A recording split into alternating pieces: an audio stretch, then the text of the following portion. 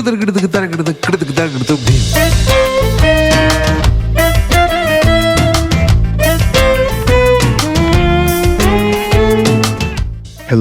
and welcome to the History of Bangalore with me, Ramjee Chandran. We're in Season 1, Episode 32, and this is Part 10, the last in my series on the Ganga dynasty. And this is where we bid them goodbye. Over the last 31 episodes, I have taken you through, the Kadambas, the Vatapi Chalukyas, the Rashtrakutas, the Pallavas, the Bengi Chalukyas, and vassals like the Banas, the Nolambas, and of course the Gangas. And now, at the end of the 10th century, they're all gone, like characters in a favorite TV show. But there will be a new show and a new cast of characters to love, or not. When I look back over all those episodes, what amazes me is that the story I told about the Gangas started in 350 AD and ends in 1014. That's well over 600 years. Which makes them one of the longest-running dynasties in world history. In this episode, I track the final 50 as I take you from their last hurrah under Butuga II to their defeat at the hands of the unstoppable Cholas.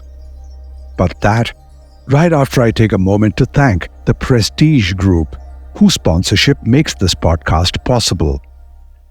Building cities, one landmark at a time, they transform dreams into reality. You can be a part of the future. Simply add prestige to your life. There always comes a time when a dynasty's candle will flicker, fade, and go out. When it happens after an invasion or a natural calamity, it's easy to understand why. But when it happens on its own, it's usually because someone's not steering the ship, or not able to because they have become too big too soon, such as when they annex a lot of other kingdoms and they don't have the management depth. Now, annexation or acquisitions are a funny business. When growth is too slow and there's cash available, it's both tempting and smart to expand by making acquisitions. So they splurge all available resources on wars and invade other kingdoms. But when they do this without having the management to back it up, they will leave these new territories in the hands of clerks rather than managers. And soon enough, their inadequacies and incompetence will show. Everyone becomes dissatisfied and cracks develop, leaving the kingdom vulnerable to attack or fragmentation. Something like this happened to every dynasty in the Deccan, including the Gangas. And now, let me take you through to that conclusion, so back to the story. When Butuga II ascended the Ganga throne, he had blood on his hands. He had challenged and murdered his older brother Rachamala III to get to the throne.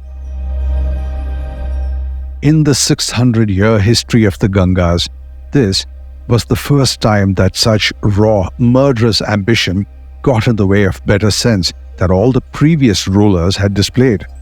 The last time the Gangas had such a succession dispute was over 400 years before, when Durvinita had to fight his younger brother to get the throne. But that throne was his by right, and this time the throne was not Butuga's by right. He had no legitimate right to the throne, while his older brother ruled. But ambition and greed got the better of Butuga, and he challenged and murdered his own brother by his own hand. This was definitely a first and last for the Gangas.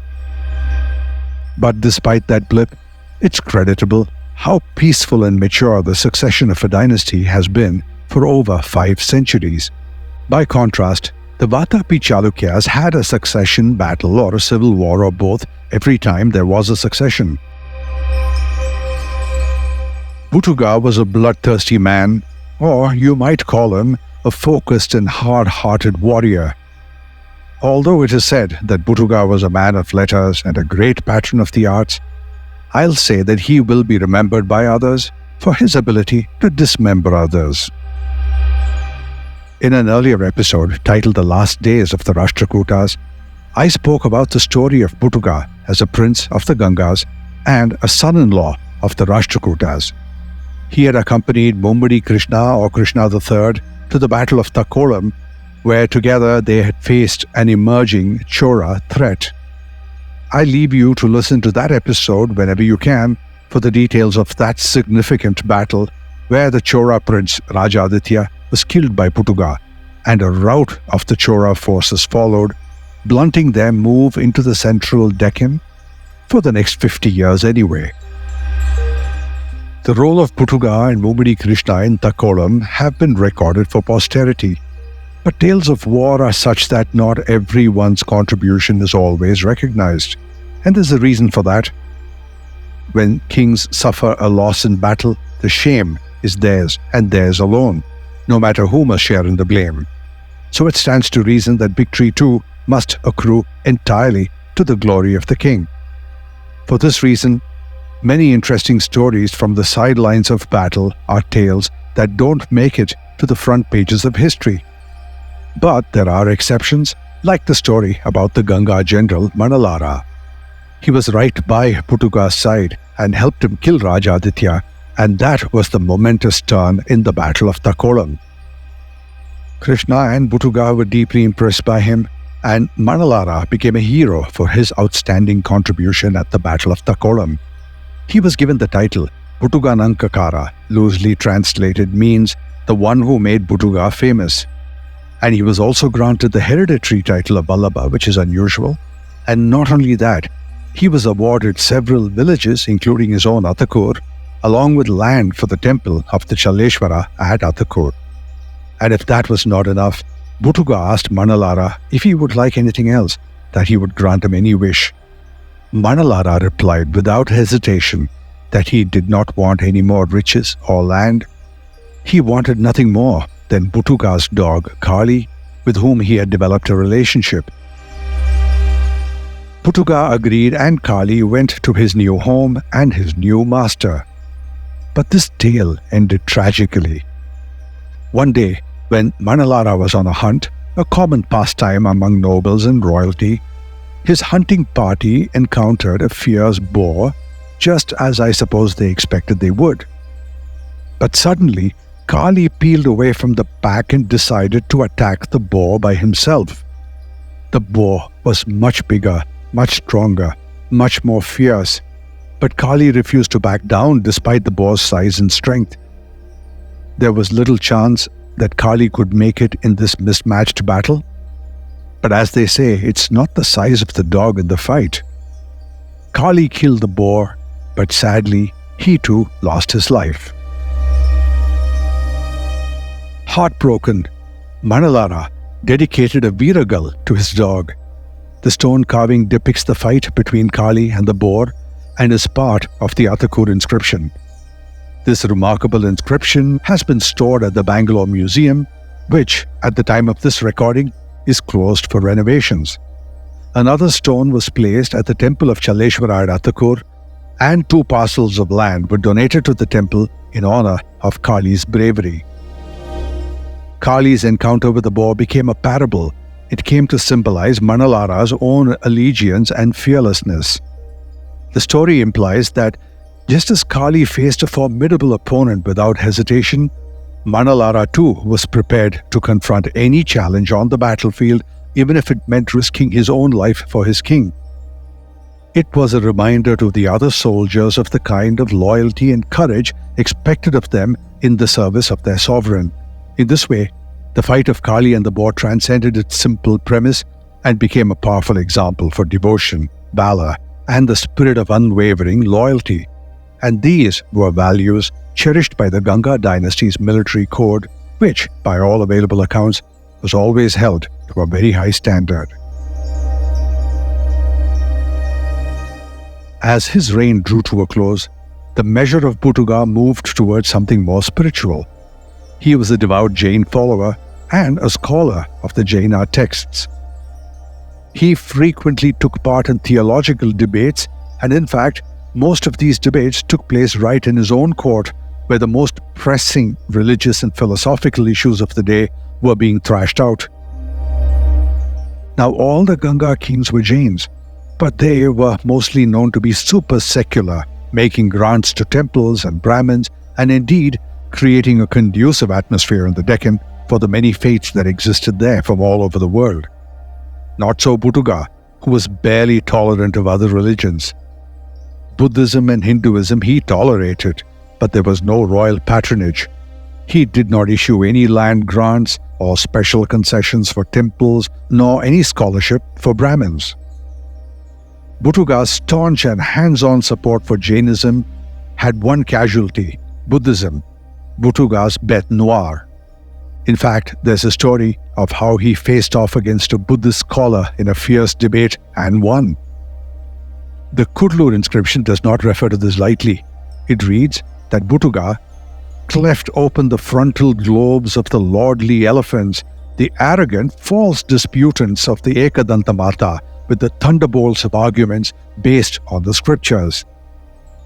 Ekadanta Mata means Buddhism, and the word itself translates to the doctrine of the single tusk, used to describe maybe a sect of Buddhism, and that hapless Buddhist scholar who engaged in a debate with Buddha may have been from this sect. The subject, the issue of religion, in a time when church and state were the same thing, was larger than one inscription. This shift in royal patronage would have played a crucial role in the decline of Buddhism in the south, while Jainism stayed protected for a while, until Jainism too started to lose ground to Shaivism, which had long enjoyed the patronage of just about every other Deccan dynasty. You could say that the last great Ganga patron of Jainism was Buddha II. The Jaina faith ran in his family so deep that when his sister Pambabe found herself widowed, she spent 30 years of her life in austere penance, and then she decided to move to a higher plane, probably through the Jain death ritual Salekana, a sacrifice of the self. Calling it suicide makes it sound petty, but that's what it pretty much amounts to. In the spirit of a self-denying Jain, when she was asked what her last wishes were, her reply was, "All that I have is truly renounced as if never received." The famous poet Ranna described Buddha as a luminary and a philanthropist.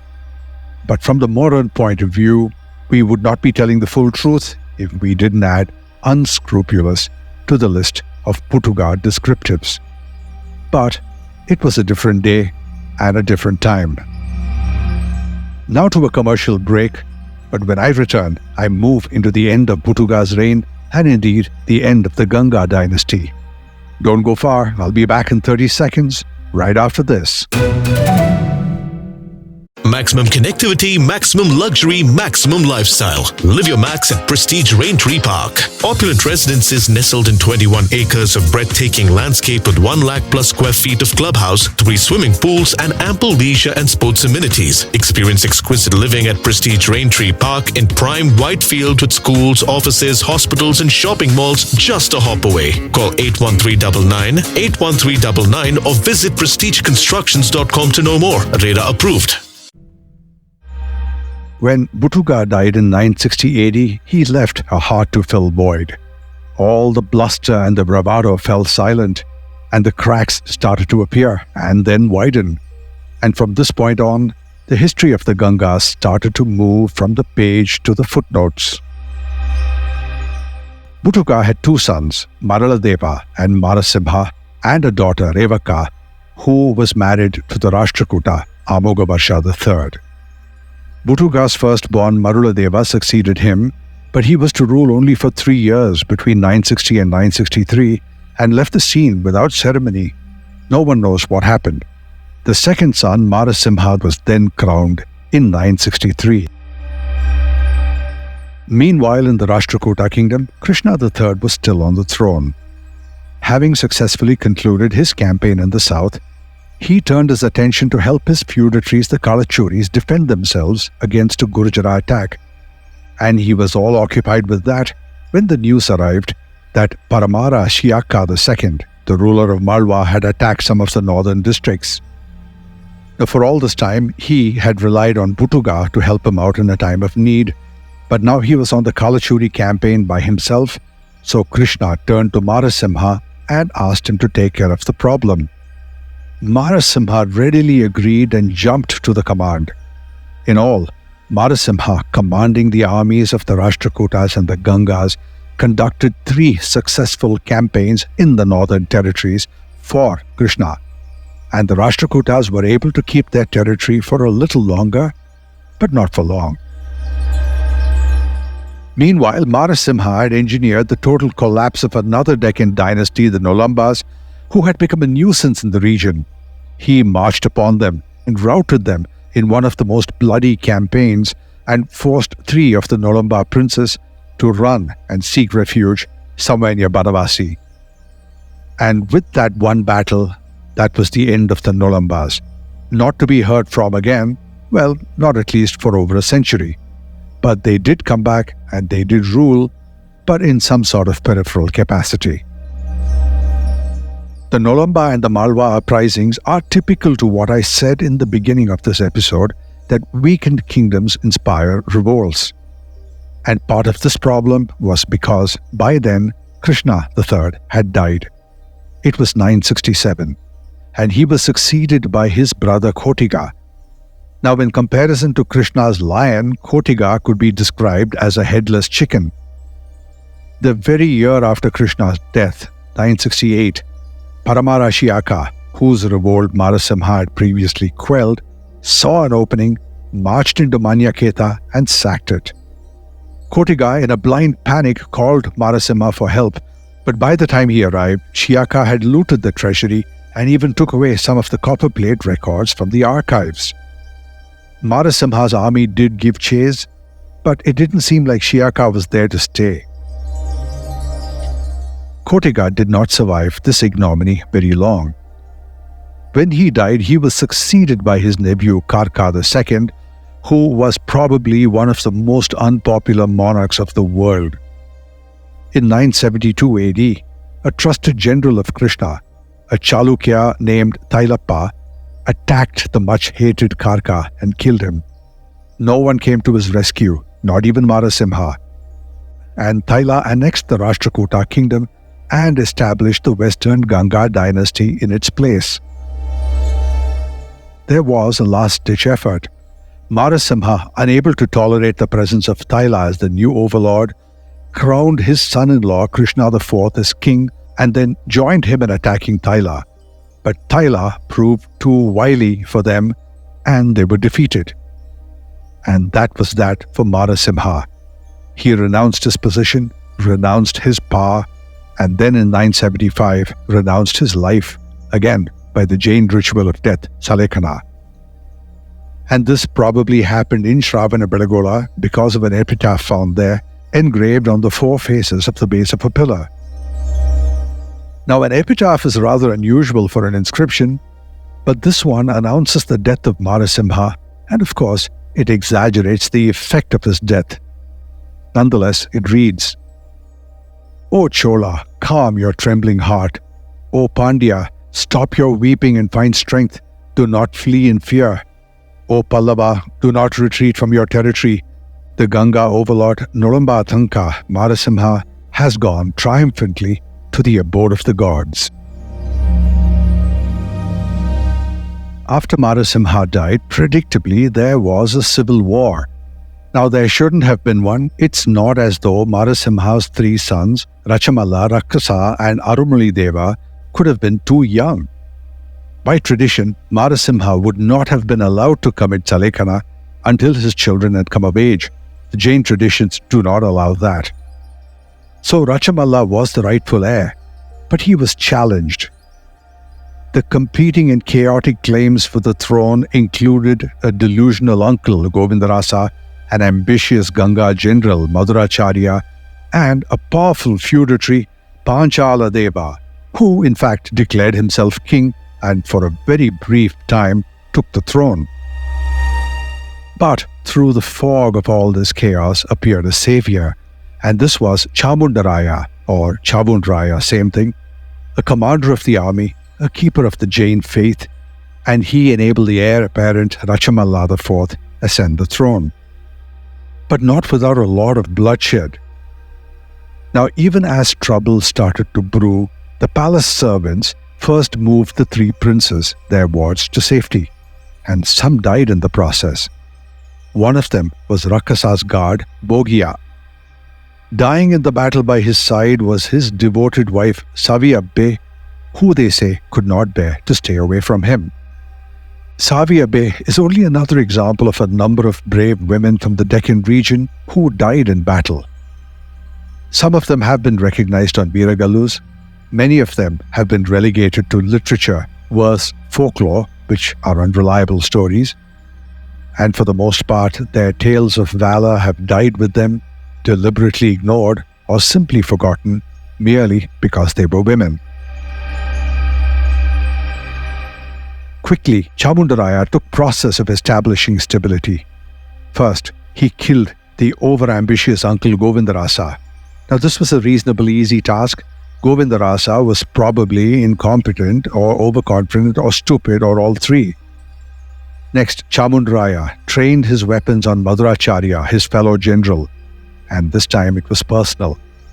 Earlier, in his bid to gain power, Madhuracharya had killed Chamundaraya's younger brother, Nagavarma, and now he faced his fellow general on the battlefields of Bagiyur, and Chamundaraya killed Madhuracharya.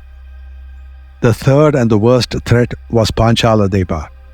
Now, I haven't lined up these three in perfect chronological order, but they are so close together that it doesn't really matter. Panchala Deva was a different story.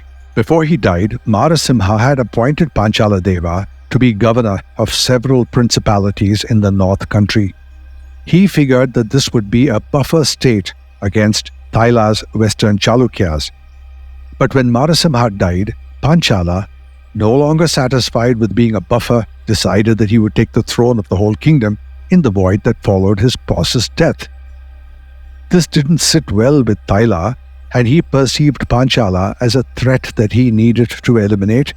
So even before Panchala could settle down and consolidate his seat on the Ganga throne, he attacked and killed him.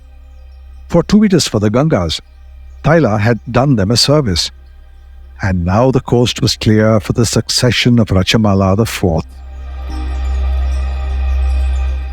We must take some time to talk about Chamundaraya, one of the most important men in Karnataka's history. Chamundaraya was a poet, a great literator, and author of a famous Kannada treatise, Chamundaraya Purana. Most famously, though, Chamundaraya built the great Gomateshwara statue in Shravanabelagola in 983. Now, of all the tales and the legends, all of them probably untrue, about how that statue came to be built, the one that I like the most is that Chamundaraya's mother had told him that she would really like to see a big statue of Gomateshwara, and the result was the biggest monolithic statue in the world. In the years that followed, the last two Ganga kings, Rachamala IV and his brother Rakasa Ganga, were ineffectual and unprepared. For the most part, they were happy sitting back and letting Chamundaraya run the kingdom. Now, having acquired the Nolamba territories, needing to administer them was too much to chew. Despite all his other strengths, management ability in this new administration was rather shallow. Nonetheless, Chamundaraya was a pillar holding up the Ganga kingdom, steady in a storm. Rachamala and Rakasanga were mere figureheads while Chamundaraya steered the ship. Now, any other person in Chamundaraya's position may have been tempted by power and to take over the whole kingdom and establish a dynasty, which he could have easily done. Chamundaraya was not tempted to be disloyal, despite the fact that without him, the kingdom's stability would have unraveled. And that is exactly what happened. When Chamundaraya died in 990, it left the Ganga kingdom open and vulnerable, and the Cholas, waiting for an opportunity, quickly closed in on the Gangavadi. And with no strong hand left to check them, the Ganga dynasty's fall came swiftly. In 992 came the first attack by the Cholas. By 1014, the takeover of Gangavadi was complete. And that was the final sunset on a dynasty Bangaloreans should count as the first to rule the region. The infamous 10th century had claimed the kingdoms of everyone: the Rashtrakutas, the Pallavas, the Banas, the Rolambas, the Bengi Chalukyas. History. So too the Gangas, who in their reign of 600 years had faced their first and their last defeat. As things take a turn in the Deccan, we move into yet another phase. The Cholas set up a new management system and life becomes a little more streamlined and process-driven and less subject to whimsy. Waiting impatiently in the wings are the new boys in town, the Hoysalas. All that excitement is coming up very soon, right here. I am Ramjee Chandran, and this is the History of Bangalore.